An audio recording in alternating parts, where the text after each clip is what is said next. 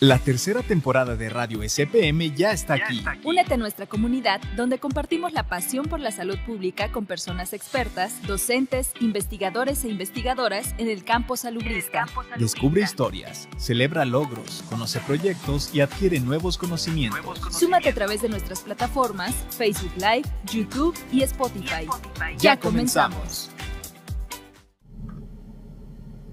Bienvenidos a Radio SPM, donde compartimos la pasión por la salud pública.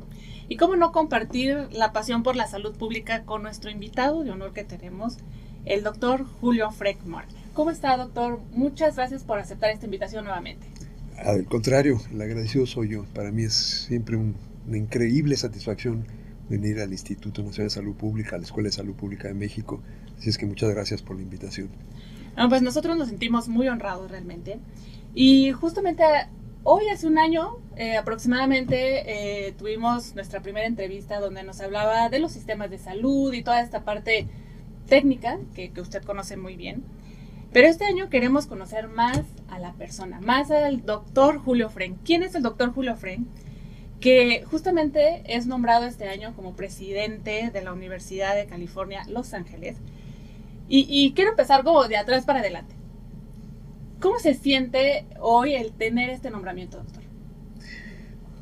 Me siento por un lado muy orgulloso, porque seré el primer rector de origen latino, en mi caso mexicano, pero de todo, no nada más de la Universidad de California, Los Ángeles, sino de todo el sistema, y eso es un gran honor. La Universidad de California, Los Ángeles, la famosa UCLA, es una universidad maravillosa con un altísimo nivel académico. Entonces me siento muy orgulloso.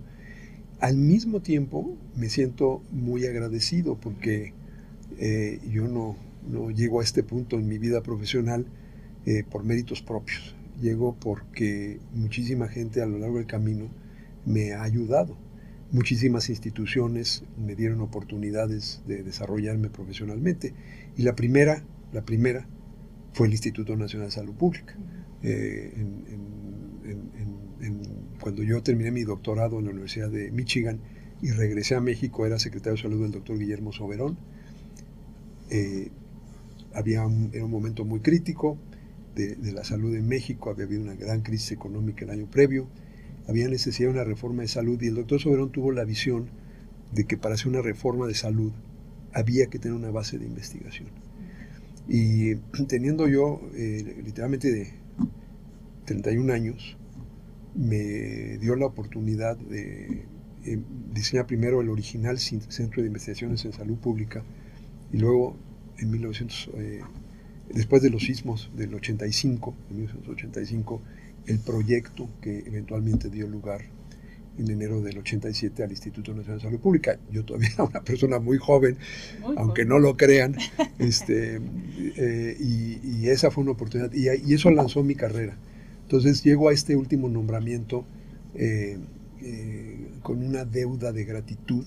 Es una deuda muy grata, no nada más de gratitud, sino es una grata deuda de gratitud hacia las personas que a lo largo, desde que era yo muy joven, creyeron en mí y me dieron oportunidades de crecer profesionalmente. Sí, y bueno, pues justo vamos a hablar a lo largo de esta entrevista sobre su paso por el Instituto Nacional de Salud Pública, pero quiero empezar también justo conociendo al doctor Julio Frey de niño. ¿Cómo era su infancia? Sé que nació en la Ciudad de México, y una Ciudad de México muy diferente a lo que es ahora. Sí. Entonces, ¿cómo la vivió? ¿Quiénes conformaban su familia? Y ¿cómo le dio paso este núcleo familiar a estudiar después medicina? Bueno, yo creo que toda mi trayectoria profesional se explica por el hecho más importante que define a mi familia, que fue el hecho de que mi familia paterna, mis abuelos paternos, se vieron forzados a huir de Alemania en los años 30 con el ascenso del régimen nazi. Mi papá tenía 6 años cuando llegó a México. Su hermana, mi tía, tenía 4 años, y en el clima de antisemitismo y persecución que había, Mi abuelo era un médico, el doctor Ernesto Frenk, muy reputado en la ciudad de Hamburgo. Tenía ideas progresistas, era de origen judío, aunque no practicaba la religión, pero eso no importaba. Claro. Era la pertenencia a ese grupo, lo que a través de una política de Estado discriminatoria, y además con sus ideas y su activismo político les hicieron imposible la vida, y entonces, previendo lo que iba a ocurrir, buscaron salir. Y un país muchísimo más pobre en lo material, llamado México, les demostró que era también un país muchísimo más rico en las cosas que realmente importan, en la capacidad de ser generoso con la gente extraña. Mis abuelos pues se veían muy diferentes. Mi abuela hablaba hablaba el español porque se enseñó, pero su esposo, mi abuelo y sus 2 hijos, que eran niños, no hablaban español, y sin embargo este país les abrió las puertas con una enorme generosidad. El gobierno mexicano ha tenido una larga tradición era presidente Lázaro Cárdenas, de generosidad hacia los perseguidos políticos, como era el caso de mis abuelos. Y llegaron aquí, y aquí pudieron establecer una vida. Mi padre entonces conoció a mi mamá, que es mexicana, de Tabasco, Alicia Mora. Ella fue hija también de un inmigrante, pero por razones económicas. Mi abuelo, Julio Mora, emigró de las Islas Canarias a Tabasco. Entonces yo tengo esa idea de que, ese concepto que para mí es central, de la generosidad hacia los extraños. Es fácil ser generoso con los amigos, con la familia, con la gente que se ve igual que uno, que suena igual que uno, que reza igual que uno, que hace el amor igual que uno, los que se parecen a nosotros. Claro. Lo que es difícil es los que hacen todo eso diferente, como no solamente tolerarlos, sino darles la bienvenida y ser generosos. Y México ha sido un país muy generoso. Y entonces todos mis hermanos, tengo 5 hermanas y un hermano, incluyendo una hermana gemela, todos mis primos, los hijos de mi tía Margit, todos crecimos con esa idea de que había que corresponder a la generosidad de México. Entonces todos hemos emprendido carreras en el ámbito del servicio público. Algunas de mis hermanas se dedican a la música, pero hemos estado en la ciencia, en la academia, en la creación artística. Nuestra mamá era una talentosísima concertista de piano, y nuestro papá fue un gran médico, el doctor Silvestre Frenk, por cierto egresado de la Escuela de Salud Pública de México, con su maestría en salud pública muchos años antes de que yo tuviera incluso la idea. Entonces siempre todos nos formamos en la idea de que teníamos que corresponderle a México, y esa fue lo que nuestros papás, tanto mi papá como mi mamá, nos inculcaron desde muy chiquitos, porque literalmente la generosidad de México le salvó la vida a mis abuelos y a mi padre, e hizo mi vida posible. Que yo he encontrado en la salud pública y en la educación superior los vehículos para expresar esa gratitud. Claro, y de ahí viene su interés por estudiar medicina, con todo ese trasfondo también familiar, y lo hace en la Universidad Nacional Autónoma de México. ¿Cómo fue ese proceso también de ingresar a la UNAM y estar ahí, y después dedicarse no a lo clínico, sino a la salud pública? Bueno, eso fue muy interesante. Yo ingresé a la Facultad de Medicina en 1973. Debía haber ingresado en 72, pero por la huelga que hubo alrededor del movimiento estudiantil de 68, se desfasó el ingreso. Entonces, aproveché muy bien esos 6 meses, porque me fui con una mochila, y literalmente con $500 en la bolsa, y viajé por 6 meses en Europa, incluyendo trabajar en la vendimia de la región de Beaujolais, recogiendo uvas, que es un trabajo físico muy agotador, pero recorriendo Europa y ampliando mis horizontes sin un centavo, ¿no? En plan verdaderamente de quedarse en lugares muy poco atractivos desde el punto de vista turístico, pero muy austeros, pero fue una gran experiencia. Pero me sirvió para madurar mis ideas, porque yo estaba tratando de decidir entre estudiar antropología social o medicina. Y la razón es que siempre tuve un gran interés en los pueblos indígenas de México. Como yo vengo de una familia que sufrió la discriminación en otro contexto, para mí los temas de discriminación son muy cercanos y nuestros pueblos indígenas han estado sujetos a discriminación histórica y ciertamente en esa época era muy obvia. Entonces yo había ido el año previo a Chiapas, pasé las vacaciones de verano del año anterior, antes de mi último año en la preparatoria, porque tenía yo que decidir. Y me fui a los Altos de Chiapas. Era una Chiapas muy diferente, ¿eh? Hoy todavía es uno de los estados más pobres, pero en ese entonces no había nada. Me fui a las zonas indígenas de los Altos de Chiapas. Había un gran gobernador que fue el doctor Manuel Velasco Suárez, fundador del Instituto Nacional de Neurología y Neurocirugía, que lleva su nombre. Y mi papá, siendo médico, lo conocía, me dio una cartita de presentación. Y yo ahí de 17 años me presenté con la oficina del gobernador con mi cartita. Y entonces me dijo, qué bueno que estás aquí, venme a ver cuando regreses. Entonces me fui 2 meses con un grupo de amigos que eran 5, pero se iban yendo, hasta que yo me quedé solo. Fui el único que terminó. Y recorrí toda la zona Setzal y Tzotzil, y vi una miseria extrema. Y me fui a un pueblo muy remoto llamado San Pedro Chachihuitán,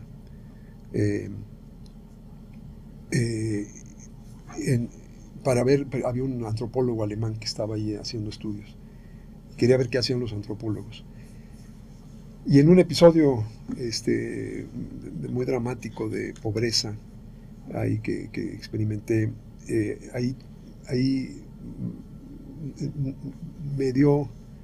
tuve el momento así, eureka, de que yo necesitaba estudiar medicina. Que necesitaba, como el antropólogo, estudiar y entender el contexto. Pero si quería intervenir, hacer algo, mi camino era la medicina. Y como tenía el ejemplo de mi papá, que siempre ha sido mi héroe, era una decisión fácil. Pero estaba todavía con la duda, porque estaba yo muy deprimido, estaba yo pensando, pero ¿cuál es la solución? La medicina tampoco va a ayudar. Y me acuerdo que fui, como me había pedido el gobernador Velasco Suárez a verlo, me recibió ahí después de hacer mi antesala, y le contesto. Me dijo, no, Frank, usted tiene que estudiar medicina. Así me lo dijo, me apuntó así como era el doctor Velasco, y ahí decidí estudiar medicina. Entonces ya me fui a este viaje forzado a Europa, pero de mochila, pero ya lo maduré, lo reflexioné mucho, y regresando me inscribí en la Facultad de Medicina. Entonces empecé, cuando se resolvió la huelga, y entró el doctor Soberón, casualmente, al final de esa huelga, yo empecé la carrera de medicina en 73. Y después se deja la parte clínica. Bueno, ya en medicina me encantó la fisiología. Okay. Tuve un gran maestro, Francisco Alonso de Florida, y entonces empecé a trabajar en fisiología. Okay. Ahí fue donde descubrí la fisiología y me enamoré de ella, y por eso escribí un librito que se llama Triptofanito, un viaje por el cuerpo humano, que todavía está casi 48 años después de que lo publicó Joaquín Mortes, que ahora es parte del grupo editorial Planeta.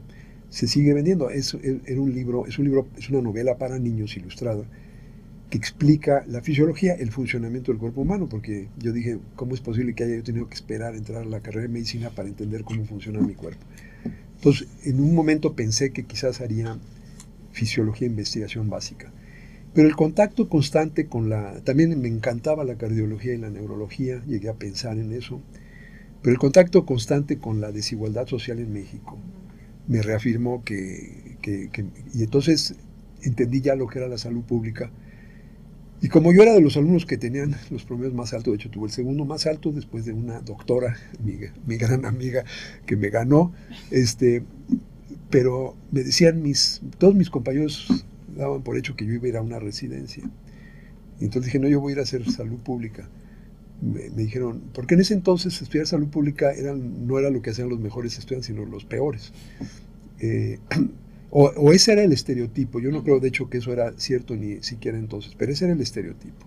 Que si tú eras de los buenos, tenías que ir a hacer una subespecialidad. Y Yo les dije que no, y me dijeron, entonces ya no vas a ver pacientes, esa fue la pregunta. Y les dije, no, sí voy a seguir viendo pacientes. La diferencia es que ahora la sociedad será mi paciente. Entonces, esa ha sido siempre mi definición de salud pública. Es como la medicina, excepto que la sociedad es tu paciente. Claro. Y ya, en vez de hacer la residencia, fui a hacer un doctorado a la Universidad de Michigan.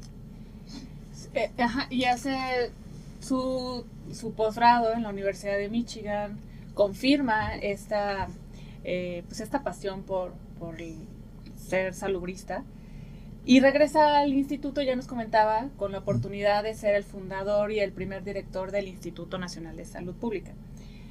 ¿Cuáles fueron sus mayores desafíos en esta creación del instituto? Y también cuáles fueron sus mejores oportunidades?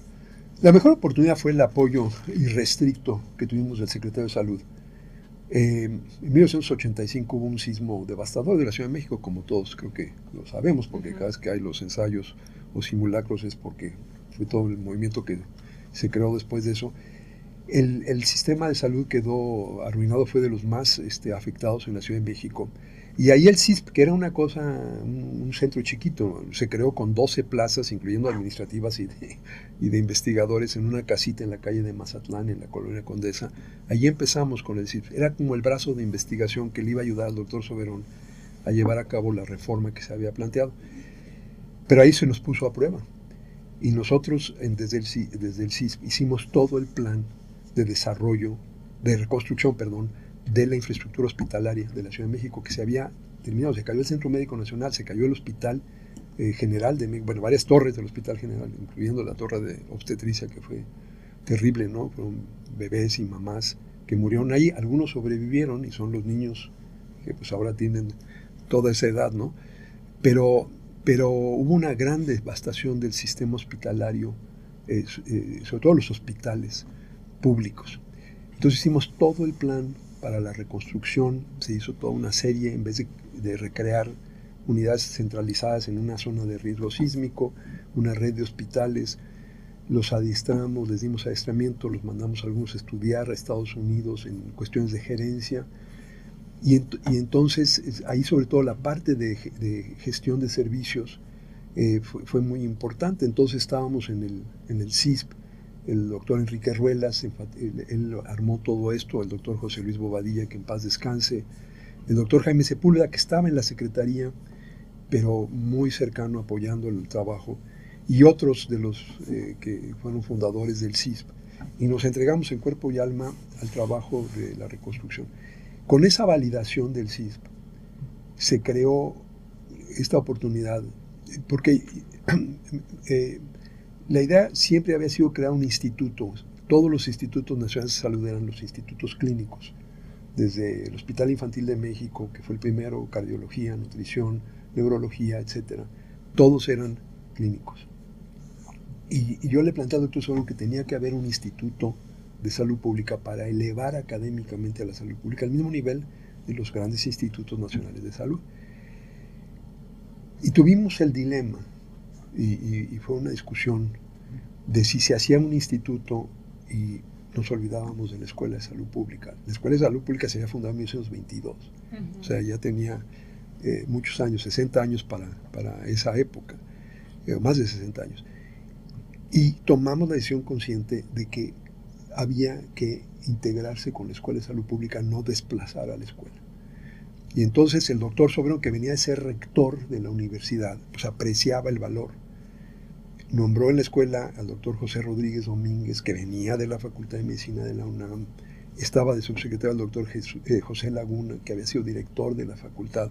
Había condiciones, hablando de oportunidades, se crearon condiciones, una gran crisis económica antes del comienzo del sexenio, una crisis natural con el sismo, se crean las condiciones y nosotros empezamos a trabajar. De hecho, antes de los sismos, desde que se fundó el CISP, se creó un programa conjunto que se llamó el PROASA, el programa de organización y de la atención a la salud y de gerencia, de administración de alto nivel,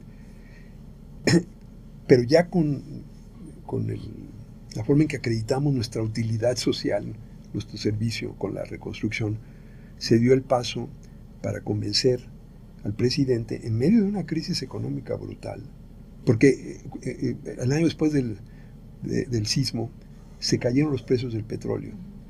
El presidente Miguel de la Madrid en ese entonces dijo que ese había sido el segundo sismo. Entonces era el peor momento para proponer crear un nuevo organismo público descentralizado. Pero con la astucia política del doctor Soberón, con la argumentación, se le convenció. Entonces el presidente de la Madrid dijo, ok, pero acabamos de tener un sismo, tiene que estar fuera de México, de la Ciudad de México Distrito Federal, como se llamaba entonces. La primera idea fue hacer el instituto en Querétaro, pero yo argumenté, afortunadamente para el ISM, que dado que en ese entonces había 9 institutos, 7 de ellos en Tlalpan, en la delegación Tlalpan, dije, el lugar natural es Cuernavaca, porque si no vamos a estar aislados de los otros institutos. Y la idea de tener un instituto de salud pública con los otros institutos clínicos es que salud pública fuera transversal, que ofreciera la perspectiva poblacional de la salud pública a los 9 institutos. No nada más un segmento aquí separado, aislado, sino que interactuara. Cosa que ocurrió exitosamente, sobre todo con nutrición, con el Instituto de Nutrición, con cardiología, con el Hospital Infantil, con muchos de esos institutos hubo un trabajo. Pero si estábamos en Querétaro iba a estar difícil. Entonces ahí fue donde logramos convencer a las autoridades de la Secretaría de Programación y Presupuesto y al propio presidente, a través del doctor Soberón, que era muy persuasivo, de que se debía de hacer en Cuernavaca, no en Querétaro. Y pues lo demás es historia. Ahora, fue un reto enorme hacer eso. Me preguntaba de los retos. Convencer al gobierno de crear un nuevo organismo público descentralizado en medio de una crisis financiera, cuando había otras prioridades como reconstruir la Ciudad de México, fue un enorme reto. Pero argumentamos, gracias a la claridad de pensamiento y el prestigio personal del doctor Soberón, que justo es en los momentos de crisis donde hay que invertir en formar recursos humanos de alto nivel y en hacer investigación científica. No es un lujo, es lo que nos va a permitir superar la crisis. Y esa línea de pensamiento es lo que convenció al gobierno federal, al presidente de la Madrid, de expedir el decreto el 26 de enero de 1987. Se expide, entra en vigor el 27 de enero, por eso el 27 de enero es el cumpleaños del instituto, y se crea integrando el CISP original, la Escuela de Salud Pública, porque lo último que queríamos era que la escuela se volviera un elemento residual y que quedara opacado por el instituto. Integramos a la escuela, eso creo que fue uno de los grandes aciertos, y el Centro de Investigaciones sobre Enfermedades Infecciosas, que se había creado más o menos al mismo tiempo que el CISP. Y con esa unión de los 2 centros y una escuela, se formó el instituto. Y luego el otro reto fue, como nos dijeron que teníamos que estar fuera de la Ciudad de México, identificar el terreno, empezar la obra y luego organizar toda la mudanza para acá. Mucha gente no se quería cambiar. O sea, el instituto nace en las instalaciones antiguas de la Escuela de Salud Pública en Mixcoac. Ahí es donde estuvo primero mientras se construía esta sede. Entonces fue complicado, pero finalmente se logró. La gran mayoría del personal se mudó a Cuernavaca, logramos un desarrollo ahí con Fobiste para el personal administrativo, sistema de transporte, en fin, eso fue un reto. Eran épocas, no había internet, sí. Creo que estaba empezando el fax, entonces tampoco era que uno pudiera trabajar remotamente ni nada por el estilo, ¿no? Así es que yo diría que la oportunidad fue la visión del doctor Soberón, la voluntad política del gobierno federal, desde entonces creer que la ciencia no es un lujo, sino una necesidad, sobre todo en tiempos de crisis, y el reto fue persuadir a tanta gente en medio de tantas otras crisis que estaba viviendo México y articular y organizar la mudanza para acá. Sí, entonces, con todo lo que me comentas, el papel de un salubrista no nada más es tener conocimientos en salud pública, sino también de gerencia, también de planeación, de administración, y de ahí tener esas tablas para persuadir, como dice, y estar en un entorno político que permita tener este tipo de oportunidades, ¿no? Y aprovecharlas, por supuesto. Por supuesto. Y bueno, después se va a la Organización Mundial de Salud con algunos puestos también ahí importantes y lo llaman a ser secretario de salud. Y ahí también enfrenta muchos desafíos, porque usted iba iniciando en un gobierno con un partido político que no era el de tradición, y entonces se enfrenta también a desafíos en los sistemas de salud. ¿Cuáles fueron esos desafíos que usted pudo enfrentar, esa crisis en los servicios de salud, y que también pudo resolverlos y salir pues, bastante exitoso en ese momento también? Sí, mi nombramiento fue consecuencia directa de la transición a la democracia en México. Soy una persona como yo que estaba efectivamente dirigiendo el área que se llamaba de Información y Evidencias para las Políticas Públicas en la Organización Mundial de la Salud con la doctora Guro Brundtland. Era un perfil improbable. Porque, digamos, yo estudié para ser secretario de salud, ¿no? Y no es la forma en que los secretarios normalmente son nombrados, no nomás en salud, sino en general. Pero México vivió un momento único en su historia en el año 2000. Una transición que arrancó con el movimiento estudiantil, poquitos años antes de que yo empezara, 5 años antes de que yo empezara, en la UNAM, arranca esa transición a la democracia, fueron 30 años de lucha, y tiene su momento culminante con la alternancia. Yo efectivamente estaba en Ginebra, Suiza, en la sede de la Organización Mundial de la Salud. Ni siquiera voté en México. Deseaba fervientemente que ganara el licenciado Fox, no porque yo no lo conocía. Yo lo que quería es que hubiera alternancia en México, porque llevábamos 72 años de un sistema de partido único, o de partido dominante, y era el momento de culminar esa transición de 30 años con múltiples reformas legales, electorales, legalización de partidos de oposición, muchísimas cosas que habían pasado. Su prueba de fuego era la alternancia en el Poder Ejecutivo Federal. Ya había habido alternancia en algún Ejecutivo estatal, pero en el Poder Ejecutivo Federal, en la Presidencia de la República. Y me acuerdo que estuve con la diferencia de horario, me levanté tempranísimo, a ver los anuncios ya de la noche en México, porque fue la gran prueba de fuego del IFE, entonces, INE ahora, y el gran momento que se portó como estadista el presidente Zedillo, donde a pesar de presiones dentro de su partido para no reconocer el triunfo de la oposición, él dijo, ganó la oposición y reconoció, y permitió una transición suave, sin conflicto postelectoral. Pero fue un momento histórico. Hay que seguirlo recordando porque México no debe perder esto. Esto cambió a México y ha sido la base de todo lo que ha pasado bueno en México. Han pasado cosas malas, pero todo lo bueno ha provenido de que nos volvimos un país democrático sin partidos. Yo no militaba sin sesgos partidistas, sin partido único, sin decisiones de nombramientos en base a criterios estrictamente políticos. Entonces yo no militaba en ningún partido, pero el ya presidente electo, ya había sido reconocido, dijo que él iba a buscar gentes que no eran los políticos tradicionales. Y yo ciertamente no era un político tradicional, no había nunca competido por un cargo de elección popular ni nada por el estilo, y no militaba en ningún partido, incluyendo el partido del presidente.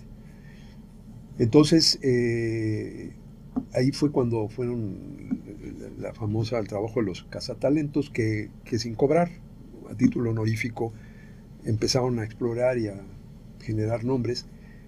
A mí me conocía mucha gente porque yo siempre, desde que era estudiante de medicina, escribía en periódicos. Escribí muchísimo en muchos periódicos, en revistas.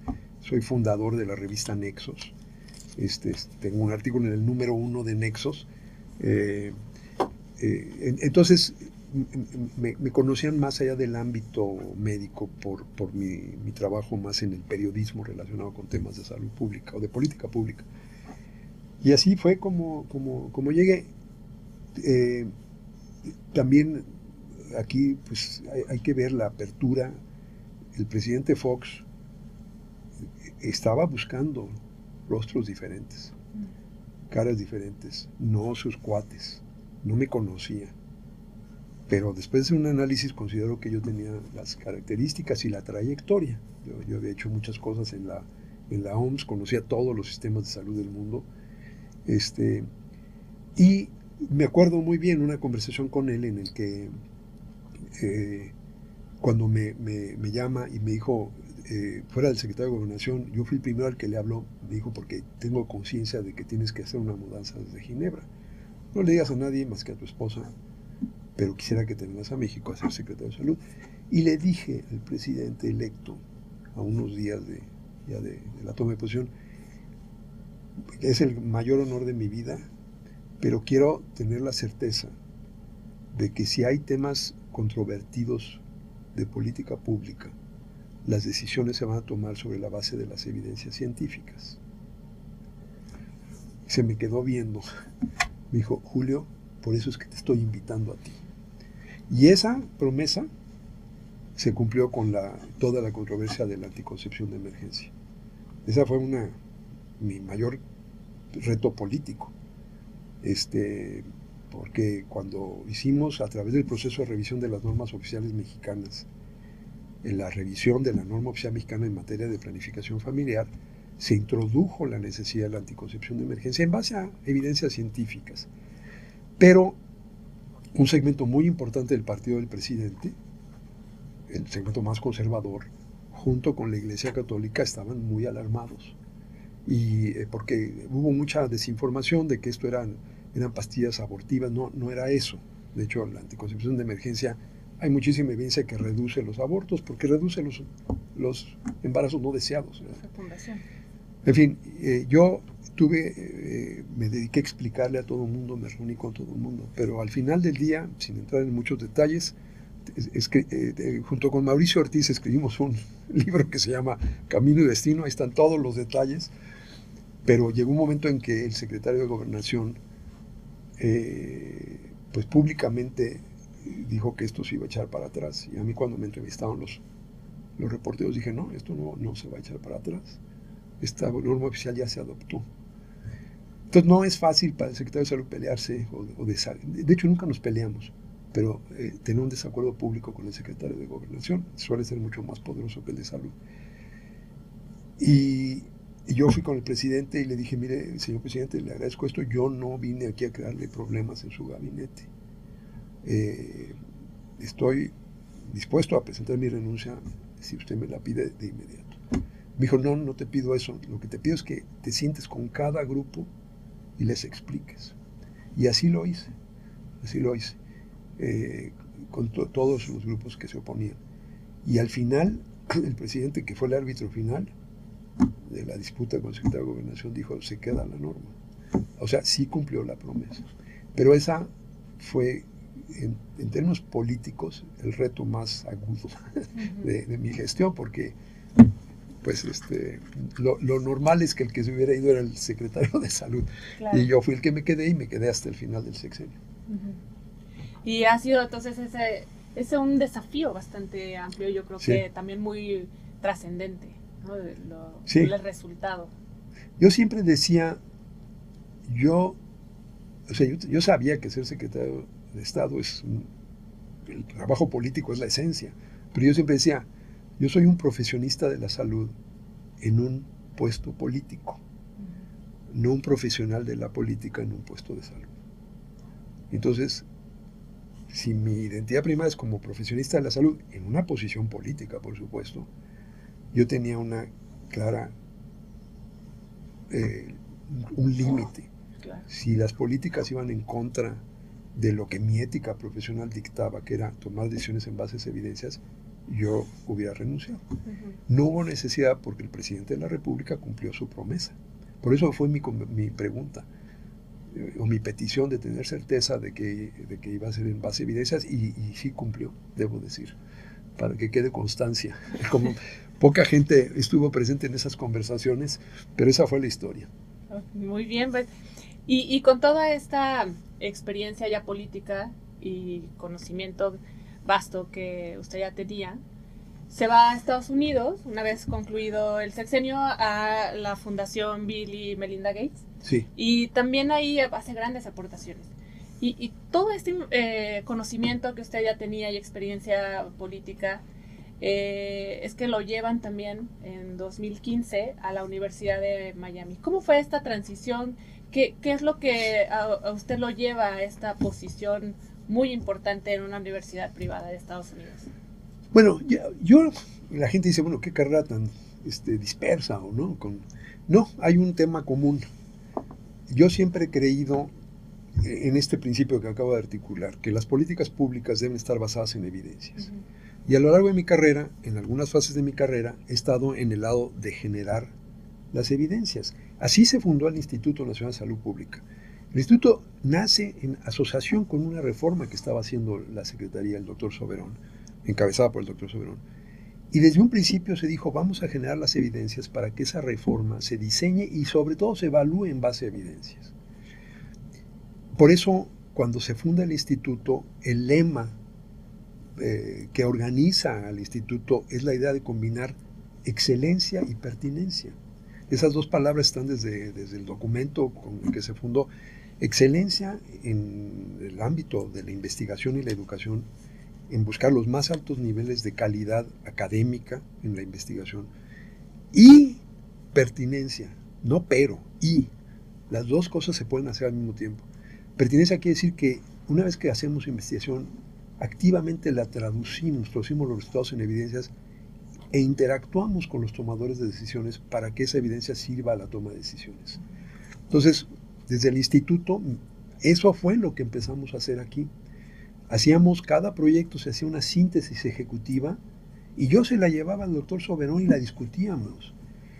La tesis de doctorado de José Luis Bobadilla se tradujo en una síntesis ejecutiva que mostraba, porque todo su trabajo de campo fue aquí en hospitales, que había más muertes perinatales en fines de semana. Nadie se había dedicado a medir eso. Y era por obvias razones.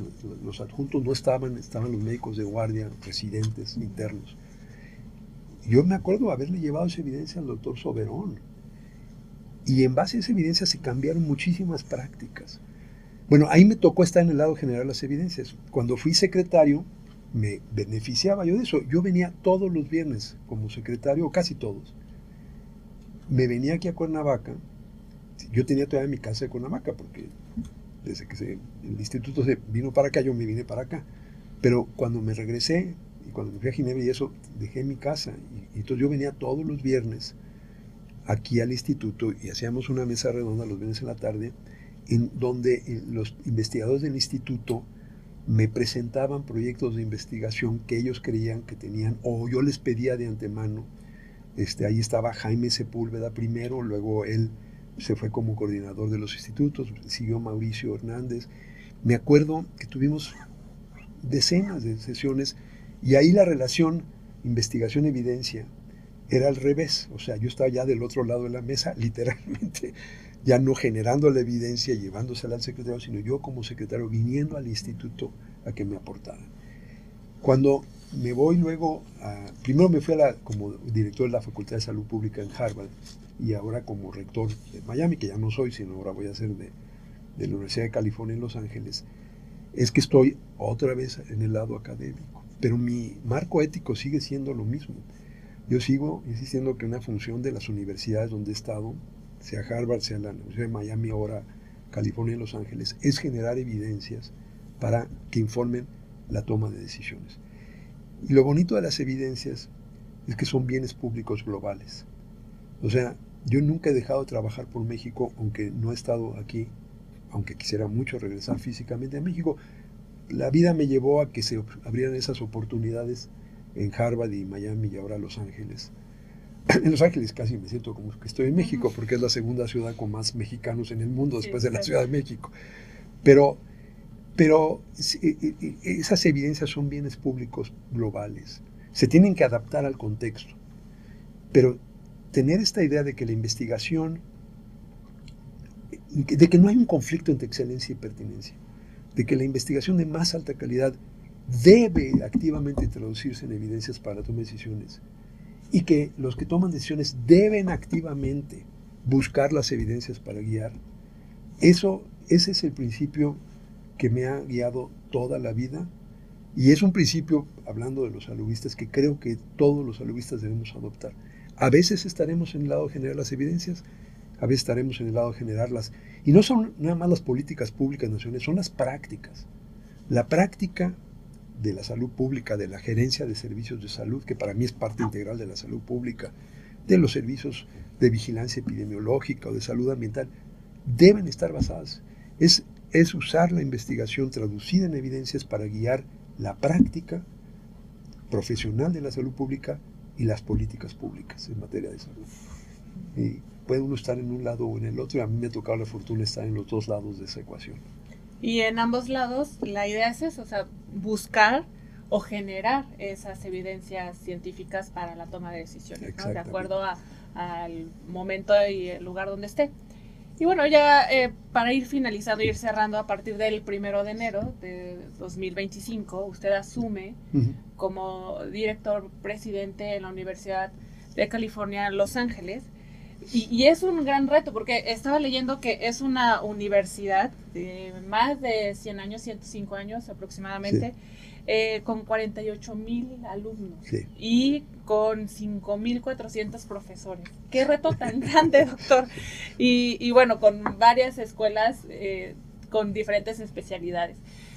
Con todo esto que me ha dicho, bueno, he buscado cuál ha sido el camino de un salubrista. Es generar evidencia, generar investigación de calidad, también trabajar en la divulgación, en la gestión, en la gerencia, en esta parte de bueno, que ya comentábamos, de cómo poder buscar estas evidencias científicas. Pero con todo esto, ¿cómo se está preparando hoy para afrontar este nuevo puesto en la Universidad de California, Los Ángeles?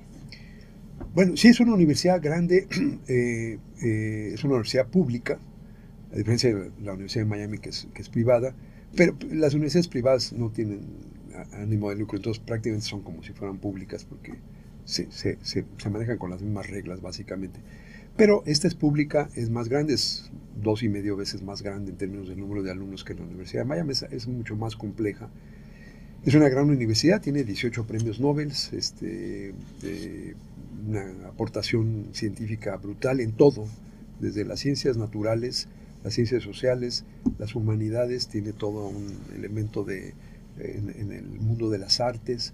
En fin, es una universidad integral de gran calado, en una ciudad súper cosmopolita, donde además para un mexicano de veras no es nada difícil sentirse en casa.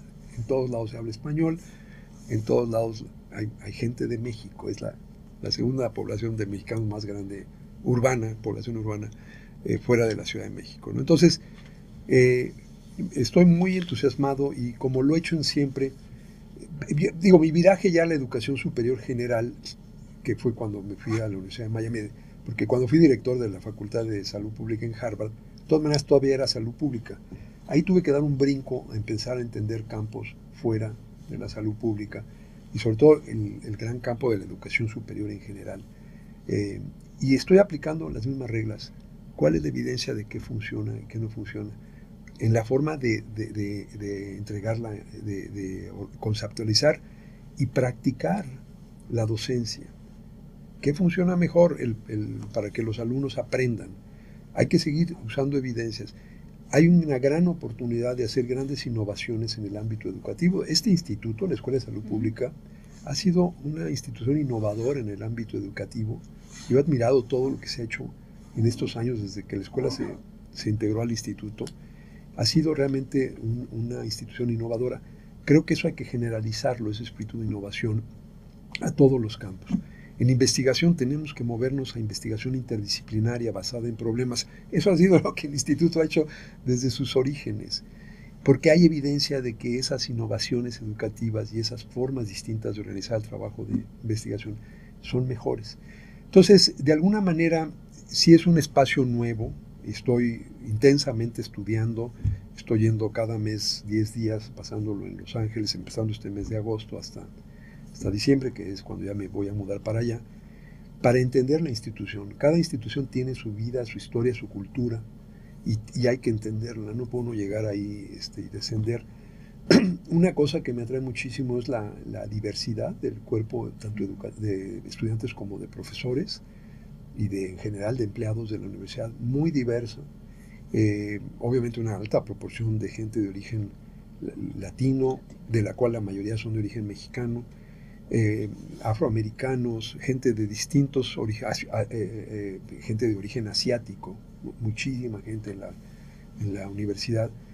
Y a mí me gusta la diversidad, porque yo mismo soy una persona diversa, con un papá alemán, con una mamá mexicana, y todos somos diversos, por cierto, porque todos venimos de lo mismo y todos somos seres humanos. Pero a mí me encantan los espacios que tienen diversidad y quiero explotarlo. Y el hecho de que yo sea el primer rector latino de esta gran universidad de prestigio internacional, para mí es un reto personal de demostrar que a pesar de todos los prejuicios y las discriminaciones, podemos llegar muy lejos. Yo quiero inspirar a jóvenes latinos en Estados Unidos y en todos lados a que a pesar de la discriminación que es real, se puede. No es nada más por mérito propio, por eso empecé diciendo, yo no llego a esta posición porque yo he trabajado muy fuerte, sí, pero no es mi mérito propio. Es por todo lo que vamos recogiendo en la vida, de oportunidades que se nos abren. Y por eso tenemos que luchar que estructuralmente esas oportunidades estén ahí para todo mundo, a través de los dos grandes vehículos de oportunidad que son la salud y la educación. Porque no es nada más que uno individualmente se supere, es que tienen que haber esas oportunidades y entonces ya las puede uno aprovechar. Si luchamos porque la sociedad se transforme para ofrecer esas oportunidades a todo mundo, independientemente de su raza, religión, origen étnico, origen nacional, orientación sexual, género, y que esas oportunidades sean universales, todo mundo puede lograr, puede florecer. Es el florecimiento humano lo que hacemos en salud y en educación. Y a mí me ha tocado la fortuna de poder estar en esos dos ámbitos y siendo yo producto de oportunidades que se le abrieron a un grupo altamente discriminado, por mi parte paterna, judíos alemanes, por mi parte materna, un español en una España que era paupérrima y que mandaba a sus jóvenes a las Américas. Habiendo visto lo que se puede hacer cuando hay oportunidades, cuando las sociedades abren esas puertas, eso es lo que yo quiero seguir contribuyendo y ahora pues será en esta nueva trinchera, en este nuevo capítulo de mi vida. Pues muy bien, lo felicitamos mucho por Gracias. esta gran oportunidad y seguramente va a seguir aportando desde ahora a su nuevo puesto en esta lucha contra la discriminación que ya nos comentaba en una universidad justamente tan diversa. Pues lo vamos a esperar el próximo año, ya se comprometió que el próximo año también va a venir a entrevista, entonces le deseamos la mejor de la suerte, seguramente lo va a tener con todo este trabajo. Y un comentario final para los jóvenes que están empezando esta carrera de la salud pública. Bueno, en primer lugar, si están aquí en el instituto, ya sea en los cursos regulares o en el programa de actualización, el PASPE, aprovechen cada minuto. Esta es una gran institución. Para mí, yo soy el que agradezco la oportunidad y se lo agradezco al director, a Eduardo Lascano, a Bernardo Hernández, el director de la escuela, el director del instituto, porque año con año, ya los últimos años, junto con el doctor Octavio Gómez Dantes, hemos estado dictando estos cursos dentro del PASPA, y es una oportunidad de ver a estos jóvenes. Y para mí es además una satisfacción regresar año con año al instituto y ver cómo sigue creciendo y desarrollándose y innovando. Pero estos jóvenes, esas son las oportunidades que hay que aprovechar. Aprovechenla, porque si lo hace uno, lo que hay es un futuro brillante. Hay que invertir y hay que aprovechar las oportunidades que uno tiene y cuando le toque a uno el turno, hacer todo lo posible para que las siguientes generaciones y las gentes que quizás quedaron excluidas de esas oportunidades también las puedan disfrutar. Muchísimas gracias, gran consejo, aprovechen las oportunidades. Muchísimas gracias, doctor. Muchas gracias a todos por seguirnos hasta este momento y nos vemos en la próxima entrevista. Buena tarde. Gracias. Gracias. Hemos finalizado Radio CPM, un programa presentado por el Instituto Nacional de Salud Pública y la Escuela de Salud Pública de México a través de la Subdirección de Desarrollo y Extensión Académica. Síguenos on demand a través de Spotify, Facebook y YouTube. Somos Radio CPM, acreedores del reconocimiento al Mérito Estatal de Investigación 2023.